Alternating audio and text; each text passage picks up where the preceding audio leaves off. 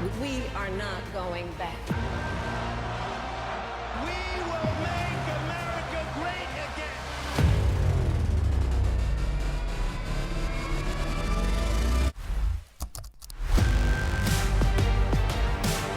They're eating the dogs, the people that came in. They're eating the cats. They're eating the pets. I have no pride in saying that this is a perfect immigration system. I've been clear, I think we all are. Migrants and crime are here in our country at levels never thought possible before, never even thought possible. We do have a broken immigration system, and it needs to be fixed.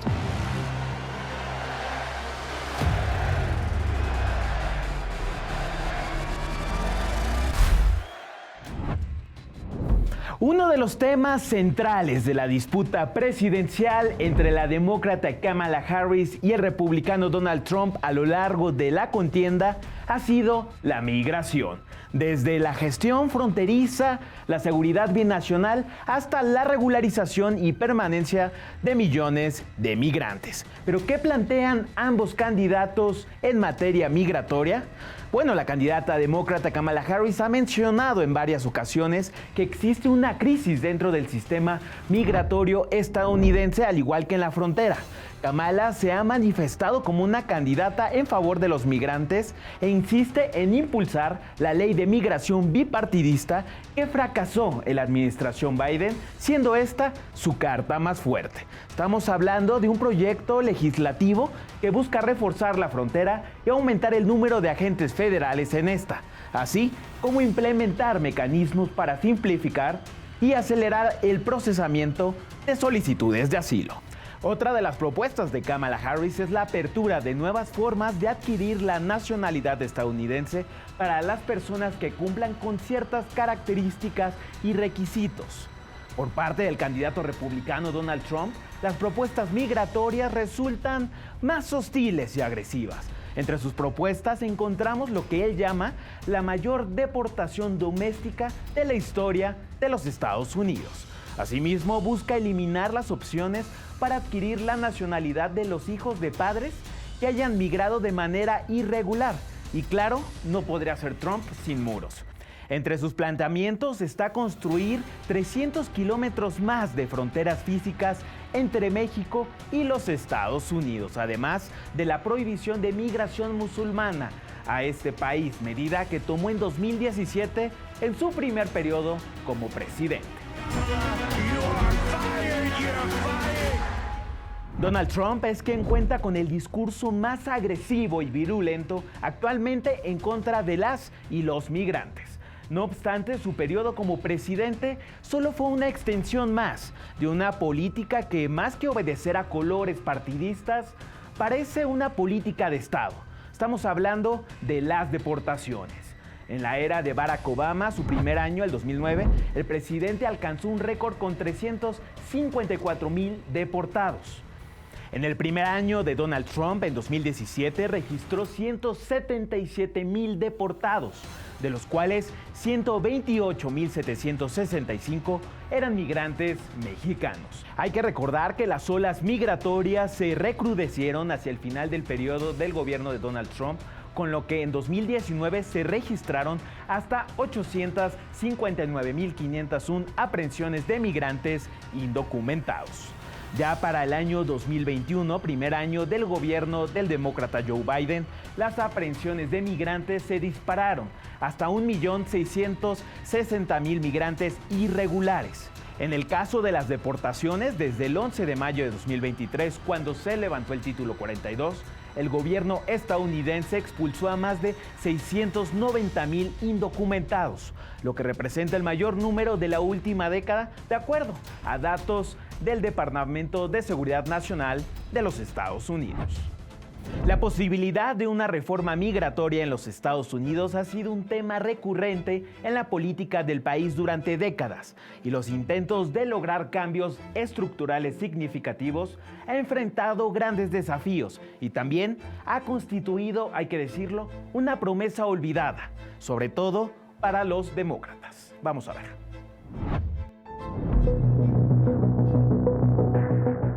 A lo largo de las últimas décadas, el Partido Demócrata en Estados Unidos ha incluido una reforma migratoria de gran calado como una promesa central en sus plataformas políticas, especialmente durante las campañas presidenciales. The American people need us to put an end to the petty partisanship that passes for politics in Washington. And they need us to enact comprehensive immigration reform once and for all. Sin embargo, el partido ha enfrentado grandes obstáculos, tanto internos como externos, que han impedido la aprobación de una reforma migratoria. Esto ha generado frustración entre las comunidades migrantes y los defensores de los derechos, quienes consideran que el Partido Demócrata no ha cumplido con sus compromisos en este tema. Desde el gobierno de Bill Clinton en los años 90, los demócratas han prometido una reforma migratoria que ofrezca un camino hacia la ciudadanía para millones de personas indocumentadas, pero esto se ha quedado en el discurso. Durante la administración de Barack Obama, la promesa se renovó y su equipo intentó impulsar una reforma integral en 2013. El Senado, con mayoría demócrata, aprobó un proyecto de ley que incluía un camino hacia la ciudadanía para 11 millones de personas indocumentadas, pero el proyecto murió en la Cámara de Representantes, entonces controlada por los republicanos. Este fracaso fue un golpe devastador para las aspiraciones de los migrantes y la administración Obama acabó optando por órdenes ejecutivas, como DACA, una medida dirigida a los menores que ingresaron a los Estados Unidos de manera irregular. En 2020, Joe Biden asumió la presidencia con una nueva promesa de reforma migratoria. Sin embargo, a 4 años de su administración, el proyecto no ha avanzado en el Congreso, donde las divisiones partidistas y la oposición republicana han detenido la reforma. If we are to advance liberty and justice, we need to secure our border and fix the immigration system. TV Migrante informa. El próximo 5 de noviembre, Estados Unidos tendrá elecciones presidenciales para decidir entre Kamala Harris y Donald Trump quién estará al frente de su nación, pero no será todo lo que estará en disputa. También se someterá a votación el Congreso de los Estados Unidos, compuesto por la Cámara de Representantes y el Senado. Del primero se someterán a votación toda su totalidad.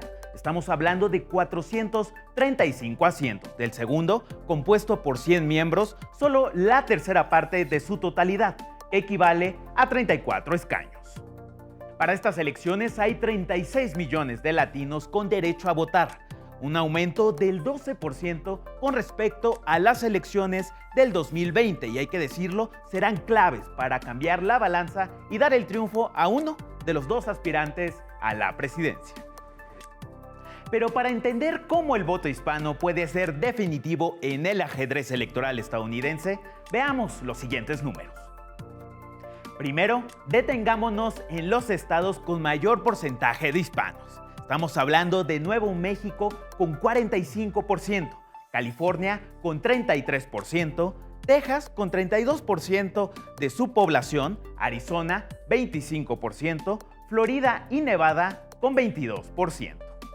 Por otro lado, ¿cómo se ha comportado el voto hispano en las elecciones recientes? ¿Han votado demócrata o republicano? Bueno, vamos a verlos. En las pasadas elecciones en 2020, el 66% se inclinó por los demócratas, mientras que el 32% por los republicanos.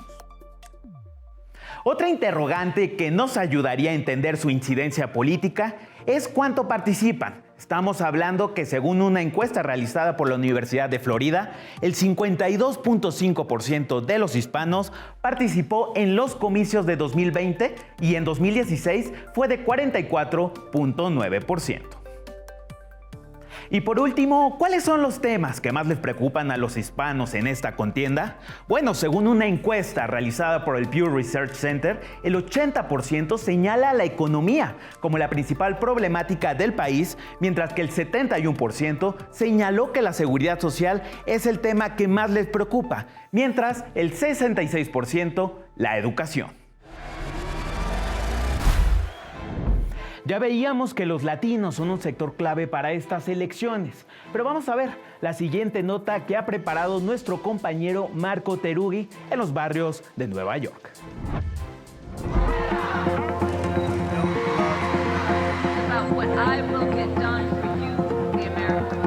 En la ciudad de Nueva York viven más de 2 millones de los 36.2 millones de latinos habilitados para votar en las elecciones del 5 de noviembre. Son uno de los sectores de votantes a los cuales se dirigen ambos candidatos en estos días finales de campaña. Kamala Harris acusando a Donald Trump de querer realizar una política contra los migrantes, y este último repite una y otra vez que realizará una deportación masiva, incluso la más grande de toda la historia de Estados Unidos, porque los migrantes, en particular los venezolanos, serían los culpables de la inseguridad en el país. Por eso, muchos se oponen a Trump, donde en un meeting suyo realizado días atrás se llegó, por ejemplo, a señalar a Puerto Rico como una isla de basura en medio del mar. Por esta razón, grandes artistas como Jennifer López, Bad Bunny, Ricky Martin o el salsero Rubén Blades llamaron a votar en estos días por Kamala Harris. Ese sentimiento contra Trump por su postura contra los migrantes y a favor de la candidata demócrata se puede recoger en las calles de Nueva York, en particular en el barrio de Jackson Heights, en el distrito de Queens, donde viven latinos de todas las nacionalidades, mexicanos, ecuatorianos, colombianos, guatemaltecos o venezolanos. Así lo dicen, por ejemplo, John Jairo, de Ecuador, o Nivida Green, de Honduras. Hola, ¿qué tal? Mi nombre es John. Bien, ¿qué pensás de las elecciones del 5 de noviembre? ¿Qué candidato te gusta más? Kamala Harris, por el mismo hecho de que hay un apoyo a los migrantes. Entonces, me parece bien ese candidato. ¿Qué te parece Donald Trump y lo que ha dicho sobre la inmigración, por ejemplo? Donald Trump es una buena persona, hablan mucho muy bien de él, pero no hay tanto apoyo para los migrantes. ¿Quién considera que es mejor, Kamala Harris o Donald Trump para Estados Unidos? Pues yo estoy viendo que Kamala Harris, yo la miro como una buena persona, buena mujer, ¿verdad?, que está viendo por el país. Sin embargo, otros latinos apoyan a Trump por varias razones.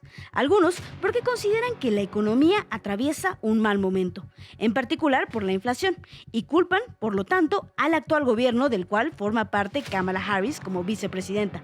O porque también comparten con Trump que se debe cerrar la frontera porque la inmigración se ha descontrolado. Uno de ellos es, por ejemplo, Andrés Bonilla, de Ecuador, convencido que se debe votar por el candidato republicano. ¿A quién va a votar este 5 de noviembre y por qué razón? La razón es elocuente. Como se dice, el país está enfermo. Estados Unidos está enfermo y hay que curarlo. ¿Cómo se cura? Haciendo una buena votación. ¿Cuál es la votación? Es Trump. Los republicanos. ¿Por qué razón? Porque sencillamente estamos así, porque los demócratas estamos así, por estos 4 años de los demócratas, estamos mal. ¿Qué es lo que más mal está en Estados Unidos? En todo, toda situación, la delincuencia, la comida, todo está malo, sencillamente malo.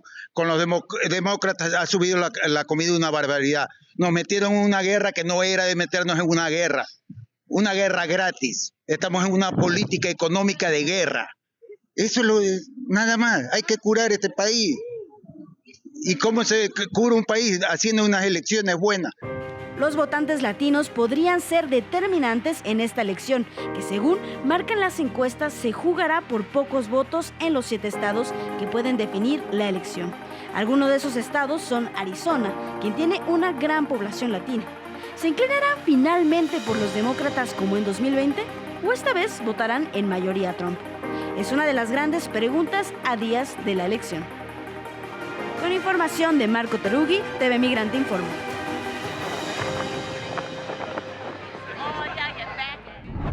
De manera constante, Donald Trump y diversos líderes republicanos vinculan a los migrantes con la violencia, la criminalidad y el caos social. Sin embargo, estas afirmaciones no tienen sustento ni eco en la realidad. Un reciente estudio publicado por el Migration Policy Institute señala que no solo los migrantes cometen menos delitos que los nacidos en los Estados Unidos, sino que tampoco aumentan las tasas de criminalidad en las comunidades estadounidenses donde se asientan. En 2020, los inmigrantes tenían un 60% menos de probabilidades de ser encarcelados que los nacidos en los Estados Unidos. Así lo reveló un estudio de la Oficina Nacional de Investigación Económica. Y justamente para hablar de este tema, me da mucho gusto enlazarme con Ariel Ruiz. Él es analista senior del MPI. ¿Qué tal, Ariel? Bienvenido. Bien, gracias por la invitación. Ariel, me gustaría arrancar preguntándote cuáles fueron los principales hallazgos de este estudio reciente del Migration Policy Institute. Mira, principalmente, ya lo hemos visto en diferentes tipos de análisis que hemos hecho anteriormente, es claro que los inmigrantes no tienen un vínculo que empeora o aumenta los niveles de criminalidad en Estados Unidos. En realidad, las tasas indican lo contrario. Hemos visto estudios, por ejemplo, que desde el 1970 hasta ahora indican que personas inmigrantes tienen 60% menos probabilidad de hacer crímenes en Estados Unidos. Esto claramente, cualquier grupo social tiene personas que sí hacen crímenes y los inmigrantes no son una excepción, pero las tasas de este tipo de actividad son muy menores a las tasas de personas que crecen o nacen en Estados Unidos. Otra cosa importante que encontramos en nuestro estudio es que también el estatus de la persona inmigrante no tiene diferencia en esta actividad. Una persona indocumentada tiene el mismo, casi un poco más bajo, pero casi similar la tasa de criminalidad en Estados Unidos, tenga o no tenga documentos la persona. Y en particular, en diferentes tipos de ofensas, crímenes, por ejemplo, violentos, la tasa de este tipo de crímenes son mucho más bajos, las personas indocumentadas, que cualquier otra población en Estados Unidos. Y el tercer hallazgo importante de esto es que al nivel estatal, que porque eso muchas veces llama la atención, Texas también tiene un estudio que proporcionó y que demuestra claramente que aún en Texas los inmigrantes indocumentados tienen una tasa de crimen mucho más baja que otras poblaciones en el estado. Esto demuestra que en realidad la retórica que hemos visto y que seguimos escuchando en la campaña del candidato Trump no tiene la base para entender por qué existen este tipo de cosas. Obviamente, repito, sí hay inmigrantes que sí cometen crímenes, pero son muy pocos en comparación a la población total. Ariel, cuéntanos por qué el estado de Texas es una especie de laboratorio para estudiar este tipo de casos, es decir, el vínculo criminalidad y movilidad humana. Mira, en Estados Unidos depende en cada estado qué tipo de pregunta o qué tipo de datos se recolectan cuando hay un crimen en ese estado. Texas es el único en el país que pregunta o que tiene el récord de la persona y su estatus legal en el país.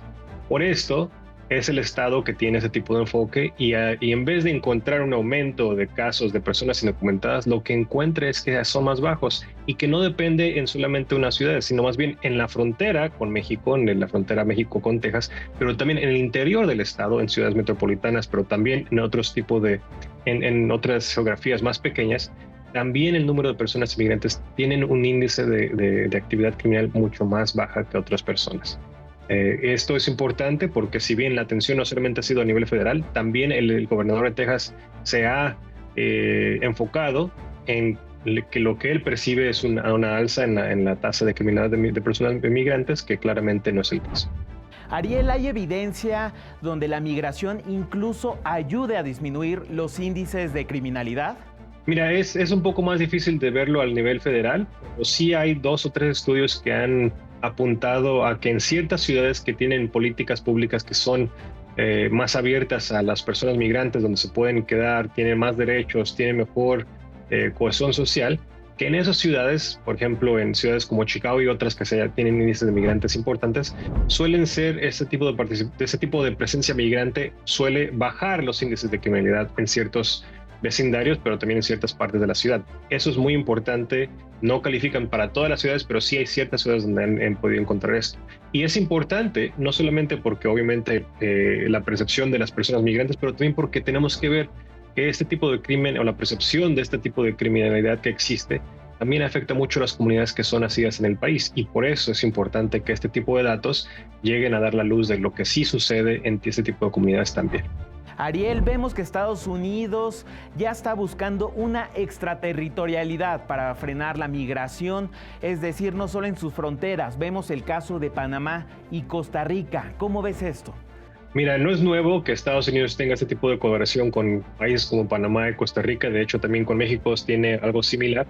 Pero lo que ha dado este nuevo cambio en esta percepción y también aumentar la geografía, el alcance geográfico que tiene este tipo de acuerdos, es que más y más atención se está enfocando en el tapón del Darién, que es la selva que está entre Colombia y Panamá, para entender qué tipo de personas migrantes están pasando por ahí y si es que algunas de ellas son identificadas como algún tipo de posibles grupos criminales, poder detenerlos y poder deportarlos de ese punto. Lo que en realidad estamos viendo de Panamá lo que tenemos ahora entendido de Panamá y de Costa Rica también que lo hace, es que solamente una fracción muy, muy pequeña de migrantes que pasan por esos países en realidad sí suelen ser indicados como personas que pertenecen a un grupo criminal y más que nada las personas usualmente al tomar ese tipo de información se la mandan a Estados Unidos para que Estados Unidos tenga esos datos y si esa persona llega a llegar a la frontera con Estados Unidos ya se tenga un tipo de expediente de la persona que está llegando. No es nuevo, lo repito, ya lleva décadas en este tipo de acuerdo y también se expande a México y a otras partes del mundo, no solamente es en Latinoamérica. Muchas gracias, Ariel, por estar aquí en TV Migrante Informa. Gracias a ustedes.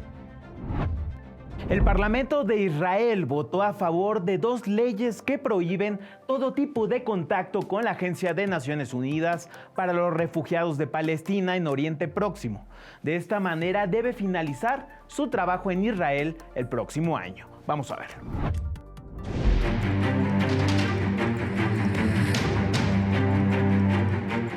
El Parlamento de Israel votó a favor de que prohíban las actividades de la Agencia de Naciones Unidas para los refugiados de Palestina en Oriente Próximo. La razón, Israel acusa a miembros de la agencia de estar entre los autores intelectuales del ataque terrorista de Hamas el 7 de octubre de 2023.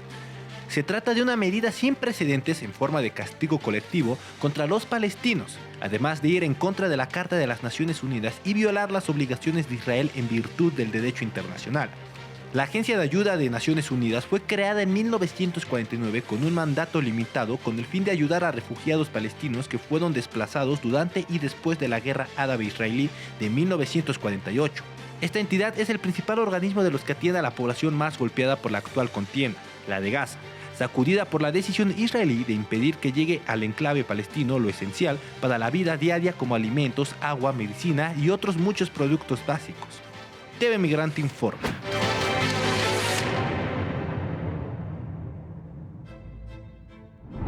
El Día de Muertos y las ofrendas tienen un significado especial para la comunidad mexicana que está afuera, ya que representan mucho más que una festividad. Son un vínculo vivo con la identidad, los orígenes y los seres queridos que ya no están. Esta celebración ancestral permite a las familias mexicanas honrar y recordar a sus difuntos, creando espacios de conexión con su cultura.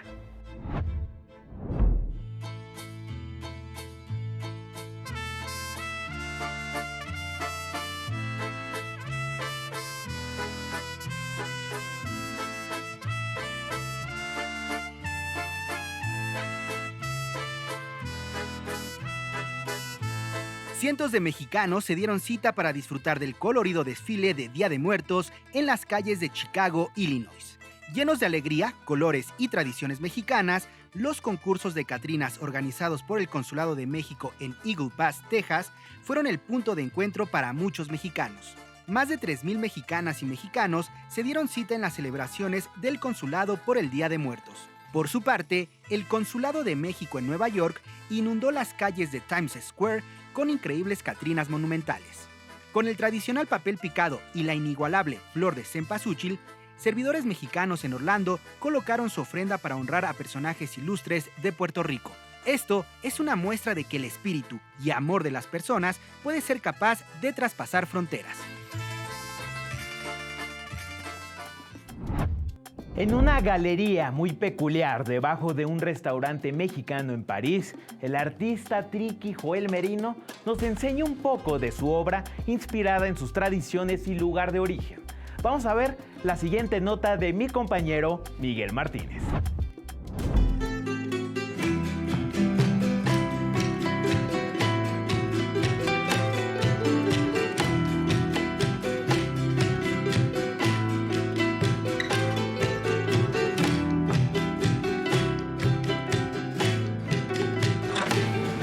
En París, bajo un restaurante mexicano se encuentra una pequeña galería en donde pudimos ver diversas obras, pero también la creación de una pintura dedicada para el Día de los Muertos. De gira en Europa, el artista triqui Joel Merino realizó una nueva pintura, 4 días de arduo trabajo, pero dando cada detalle a su obra. Me gusta, como siempre, fomentar la parte tradicional de por ejemplo, el traje. El traje de las mujeres es bien importante para nosotros dentro de la comunidad. Entonces, las flores en la cabeza, la gente de San Juan Copala, de Chumasquín, sabe que es importante esas flores, el tocado con las flores. En esta pequeña exposición, diversos artistas también han expuesto sus obras. Para Joel Merino, no es la primera vez que viene a París y sus pinturas normalmente son de arte urbano, como lo podemos ver en algunos callejones de la capital francesa. Murales que han durado casi 7 años y algunos se restauraron en estos días y otros aprovechó para realizar una nueva obra.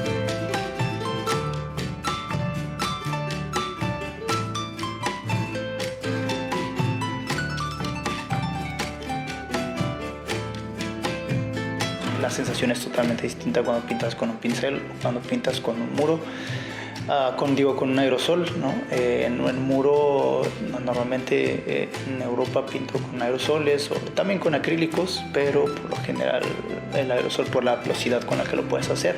Joel Merino pinta principalmente a las mujeres de su comunidad con todos los detalles, pero también con el huipil, que es algo distintivo en ellas. En cuanto a las catrinas que pinta, son raras. Una fue pintada durante un festival en Bruselas y esta en París. Así es como restaurantes mexicanos como el Cicatela abren sus espacios para los artistas. Desde París informó para TV Migrante Miguel Martínez. Muchas gracias por estar en este programa de TV Migrante Informa. Yo soy Emerson Segura y no se pierdan todo nuestro contenido en la aplicación de los medios públicos digital MX Plus por Altavoz Radio y desde luego en Canal 14. Hasta la próxima.